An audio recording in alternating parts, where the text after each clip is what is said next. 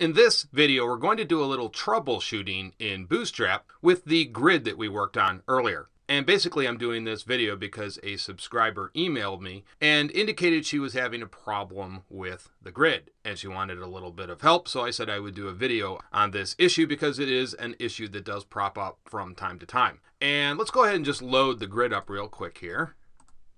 And what she did was she put an H2 heading in this main column and it added margin to it. And this is sort of a weird issue that can prop up in Bootstrap. And it's actually not an issue with Bootstrap, it's an issue with CSS. And actually it's working as designed. It involves this situation called reverse margins. And that's pretty complicated. I don't want to get into that right now. But I just want to show you what she did and how we can fix it in case you run into it as well. So let's go ahead and close this out. And let's go ahead into our main column here. And what we're going to do is just go ahead and add an H2 element. And we'll just write in here main element. And then let's just go ahead and copy and paste this.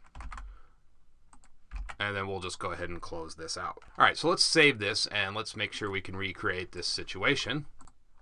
And there you can see it shifted downwards. So how to fix this? There are two ways you can fix this, and I will show you both of them in this video. Now, maybe you want that. Maybe you want that margin added, and that's fine. If you want to keep it like that, maybe that's something you're looking for. But if you're not, then there's a couple ways to snap that back into place. Now, one thing we can do is use this NBSP right here. And if you followed my HTML series, you will remember that it allows you basically to create multiple spaces. And so what we want to do is put this right before the offending element, which in this case is the H2 element. So I'm just going to copy and paste that right there. And so let's go ahead and save this, and you'll see that everything is snapped back into place. And it is. Look at that. This section now is back up where it's supposed to be. Now there is another way to snap this element back into place, and I'm going to show you that now. So let's go ahead and get rid of this.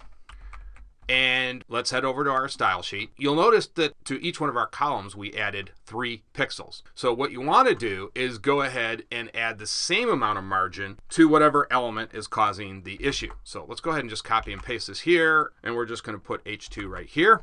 And let's just get rid of these 3 rules. We don't need them. And so we're going to add again the same amount of margin, and that should snap everything back into place. Let's go ahead and run this. And there you can see, take a look at that. It worked. So that's how you snap these sections back into place.